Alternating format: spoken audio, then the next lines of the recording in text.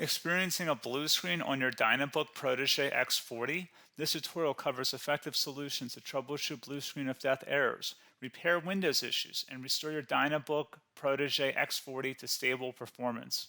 So while you're performing updates, you're getting an IRQR not less or equal message, K-mode exception not handled, kernel data in page error, a lot of errors pertain to this problem, and we're going to go ahead and jump into what should hopefully be a pretty straightforward process, guys, and we're going to go ahead and jump right into it. So first thing I'd recommend doing would be to actually go ahead and boot to the troubleshooting utility on Windows 11. So if you do a hard power off 3 times in a row, Windows should automatically attempt to launch the starter prepare utility. And if it doesn't find anything, it will give you the option to select advanced settings, in which case it would take you to a screen that looks like this. Now, if it does not take you to a screen that looks like this, or you're unable to get to that, you can also download the Windows 10 Media Creation Utility, or Windows 11. They probably will make a creation utility for Windows 11 at some point. And it doesn't really matter, you can actually run the Windows 10 utility on Windows 11 as far as I'm aware. And you should be able to run the troubleshooting utilities built in within it. So you just would go ahead and download it to an ISO file and then burn it to a DVD or USB. It'd have to be about 4 gigabytes or more. It couldn't be a small USB flash drive, and it couldn't be a CD. It'd have to be a DVD. And then you'd boot your computer from it. So depending on the computer manufacturer, you'd have to tap a different key on your keyboard in order to launch that menu, in order to select what boot drive you want to go off of. So it could be anything between the escape key, F2, F8, F12, for example, and those are the function keys on the top of your keyboard. So you may have to just do a little bit of trial and error. Shouldn't take you more than a couple minutes. Googling it would probably be best before you even begin. But anyway, we're ready to go ahead and jump right into it. So we're on the choose an option page. So these will look very similar whether you're booting from it directly within Windows itself, or if you're plugged in a USB flash drive with the media creation utility installed and you selected the recovery option. So when you are setting up your Windows 11 installation or Windows 10, depending on the drive you're using, there should be an option to repair your computer in the bottom left corner of the dialog window, one of the first screens that comes up. You go ahead and select that, and then it would take you to a troubleshooting screen like you see here. And you want to go ahead and select troubleshoot, reset your PC, or see advanced options. And then there are going to be a whole bunch of options in here that we're going to explore in today's video. The first one, we're going to actually go underneath advanced options and then select startup prepare, fix problems that keep Windows from loading. So go ahead and select that first.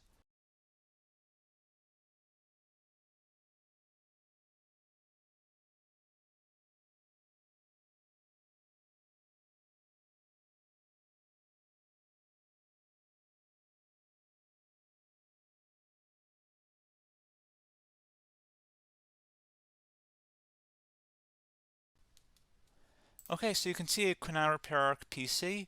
That was our first option we could try. Something else, if we go back into advanced options here and then select troubleshoot, we're going to go underneath advanced options again. You can go ahead and actually access safe mode by selecting startup settings. And then if you select the restart button, you have the option on the screen select safe mode with networking, which will give you a key on the screen. It'll tell you which key to press to enter that. I believe it's the F7 key. It'll do that for you. I'm not going to go over that in today's tutorial because I don't really want to go into safe mode, but you're more than welcome to attempt that by going into here and then selecting restart. Again, it'll launch another screen. It'll say what key do you want to press, and it'll give you like 7 or 8 different options, and you want to select safe mode with networking. There's also an option for a command prompt too, but that's going to be something we're going to cover later in this video, and we don't even have to go through that in order to access it. So that's why I'm not going to really push for that, because unless you know exactly what's causing the problem, you probably don't need to go into safe mode. Unless you're trying to recover files, in which case then you definitely can go into safe mode, but we're trying to actually recover our computer here. So I hope that makes sense.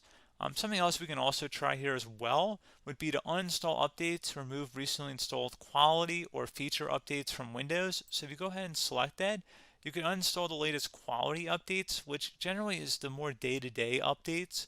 Feature updates are the less regularly released ones, like the big ones. I would equate it to service packs in like Windows 7 and Windows Vista and Windows XP. So larger updates that occur once or twice a year at most. And the quality updates are more just a regular update. So probably obviously depend. It'll take longer if you're going to try and uninstall the latest feature update versus quality update, and maybe you don't need to go back that far. So just giving you guys a couple pointers with that. Something else you can also look at here, and we're going to jump into the command prompt in a little bit, but you can select System Restore, which will use a restore point recorded on your PC to restore Windows. And this is something I would highly recommend here, guys. So select Next. Assuming you have a restore point saved on your computer, you go ahead and select the most recently created one, and you'll select Next, and then you'll select the drive. You shouldn't actually have to select the drive. You can scan for affected programs, but we're going to keep it all default here, and then we're going to select Finish. So once started, System Restore cannot be interrupted. Do you want to continue? I think we're going to select yes. I don't think we have anything better to do on our computer right now, so just give it a moment here to initialize. It will take a couple minutes to run, obviously depending on how large your hard drive is and how much is saved on the System Restore point. So just give it a couple minutes here.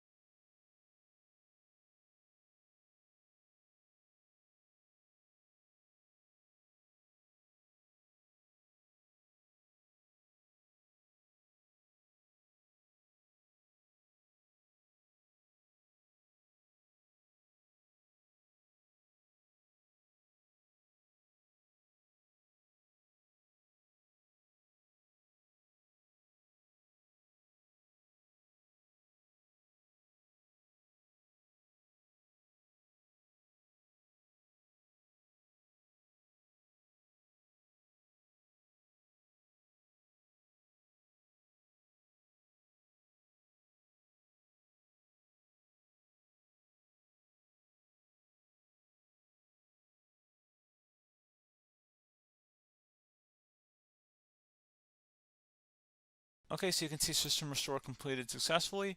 The system has been restored. Your documents have not been affected. Click the Restart button to restart your computer. Go ahead and select Restart.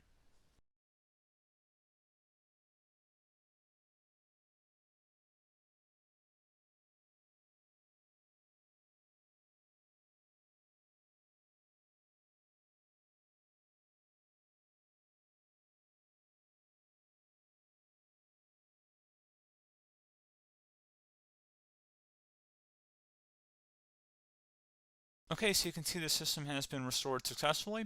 We're going to go over a couple different methods in addition to that if that did not work. So I'm just going to pause the video and we're going to start back on the recovery screen that we started with. Okay, so a couple other things we can try here too. If you go back into troubleshoot, you can select reset your PC, while you choose to keep or remove your personal files and then reinstalls Windows. You can select to keep my files, which will remove apps and settings but keeps your personal files. You can also select remove everything, which will remove all of your personal files, apps, and settings. So this is more of a factory reset, the second option here. First option, it should not delete all of your personal files. However, it will pretty much clear most of your programs, and keep in mind, there's no guarantee that your information, number one, is even still available and easily recoverable on your computer to the point that you actually would be able to recover anything.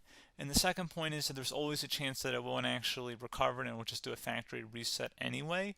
So there's no guarantee that actually would keep your files anyway. So I would recommend trying to get a recovery tool and backing that up first before selecting it anyway.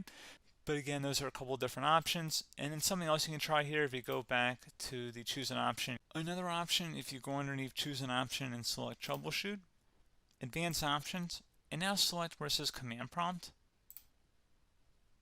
Okay, so the first thing we should do is type our main hard drive here. In most cases, it should be the C drive. So you just do a C colon and then hit enter on your keyboard. So once you're underneath the C drive, we're going to type in dir and then hit enter on your keyboard. It should have program files, users, and Windows all in there. That's how you know you're in the right directory.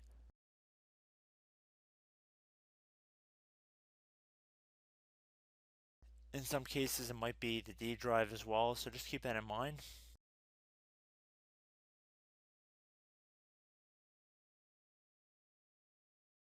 Next thing we're going to do is type in cd space /Windows /system32 /config, and then you're going to hit enter on your keyboard.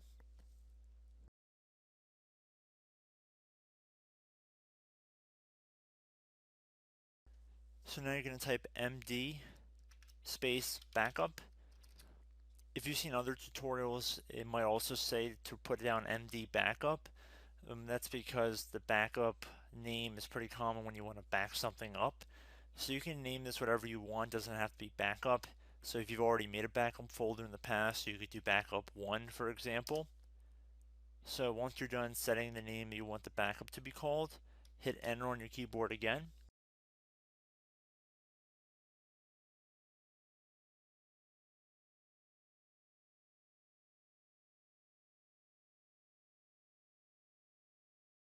At this point you want to type copy, C-O-P-Y, space, then you want to do the star symbol above the 8 key, then do a period or a dot, whatever you want to call it, then another star sign, and then another space, and then type backup, and then hit enter on your keyboard.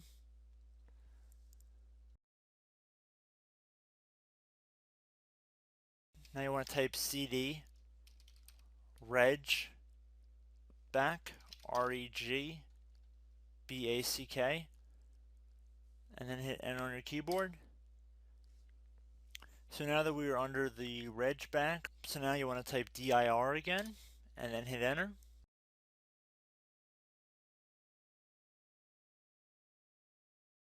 So now at this point we're going to type copy again. So copy, space, star sign,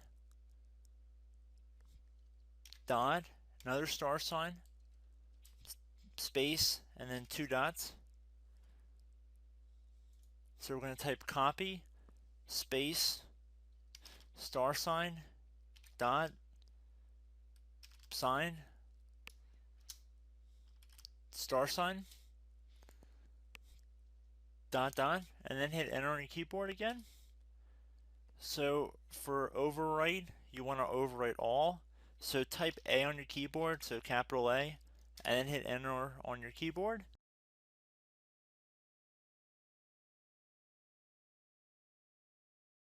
So at this point you should be good to go. You can close out of the command prompt window, and if you accidentally continue to Windows 10, you should be all set. So I hope one of these 3 or 4 different methods we went through in this tutorial helped you guys out. Again, I'm not sure if you guys heard me earlier, but try to go back into your safe mode if possible and uninstall any programs you know might be conflicting with the Windows startup if you can get into safe mode. So just keep that in mind. Something very simple like that could be blocking up everything. So again, I hope this tutorial helped you guys out, and I will catch you in the next tutorial. Goodbye.